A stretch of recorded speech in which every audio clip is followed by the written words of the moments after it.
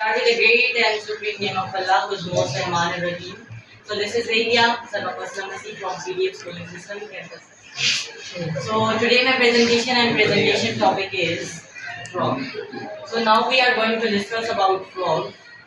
So first of all, frog का जो scientific name होता है वो है राना टिग्रिना और उसके बाद ये मल्टी सेलुलर ऑर्गेनिज्म और ये हमारे रीजन में आमतौर पर पाए जाते हैं और ये वाटर पे भी सर्वाइव कर सकते हैं और लैंड पे भी सर्वाइव कर सकते हैं। जैसे कि हमारे पास ब्रिजेस हो गई, पॉन्ड्स हो गए, स्लो मूविंग रिवर्स हो गई, ये वहाँ पर पाए जाते हैं।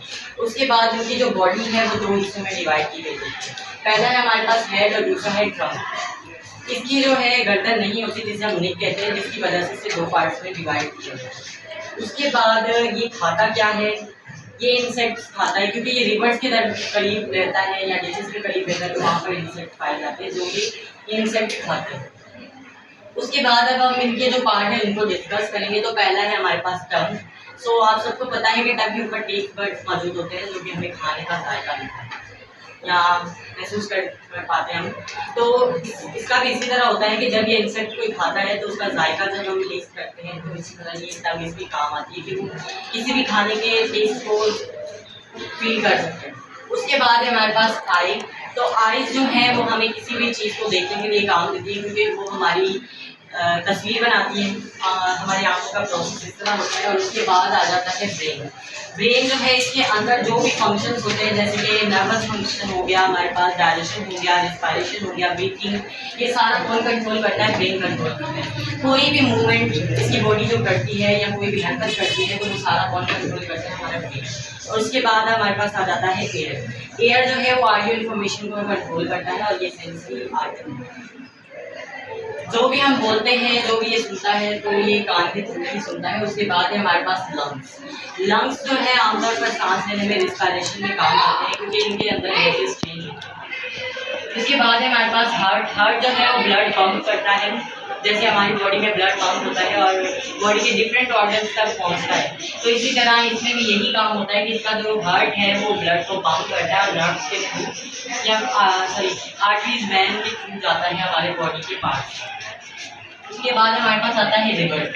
लिवर जो है वो फूड बनाने में काम आता है, तो लिवर में हमारे पास खून बनता है। उसके बाद हमारे पास गाल ब्लैडर। गाल ब्लैडर जो है वो डाइजेशन में काम आता है। किसमें काम आता है, डाइजेशन में काम आता है क्योंकि गाल ब्लैडर एक ऐसा एसिड प्रोड्यूस करता है जिसे हम बाइल कहते हैं। हमारे जब हम कोई खाना खाते हैं तब वो क्रिएट होता है, जब जैसे कि हमने कोई सख्त चीज़ खा ली तो वो हमसे टूट नहीं रही, तो वो जो उसको तोड़ने के लिए हमारा जो गाल ब्लैडर है वो बाइल प्रोड्यूस करता है।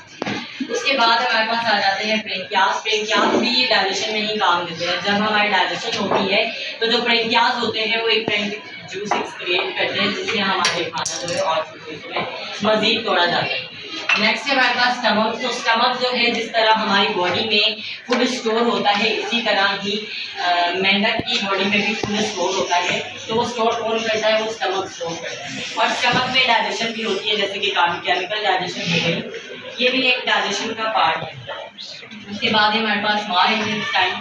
स्मॉल इंटेस्टाइन में जो हमारा एसिटिक एसिड प्रोड्यूस होते हैं जैसे पेंटिक एसिड हो गया, बाइल हो गई, ये सारे यहाँ पर ही आकर क्रिएट होते हैं और यहाँ पर भी डाइजेशन होती है। जो हमारे पार्टिकल्स हैं यहाँ पर ज़्यादा और होते हैं। उसके बाद हमारे पास आती है लार्ज इंटेस्टाइन जो कि वाटर और सॉल्ट को ऑब्जॉर्व करती है डाइजेशन के दौरान। हमारे फूड में से वाटर और सॉल्ट को क्या करती है, एब्जॉर्ब करती है। उसके बाद है हमारे पास ब्लैडर। ब्लैडर जो है वो यूरिनरी सिस्टम में काम आता है क्योंकि इसमें यूराइन स्टोर होता है। जो हमारी लार्ज इंटेस्टाइन में वाटर एब्जॉर्ब होता है वो ब्लैडर में किडनीज के थ्रू जाता है जहाँ पर हमारा जो यूराइन है वो स्टोर हो जाता है। उसके बाद हमारे पास आ जाता है क्लोकिया जो कि एक्सक्रीट करता है हमारे वेस्ट प्रोडक्ट्स जो होते हैं बॉडी में, जैसे कि चाइम हो गया और यूराइन हो गया, इनको एक्सक्रीट करने में इसकी मदद देता है।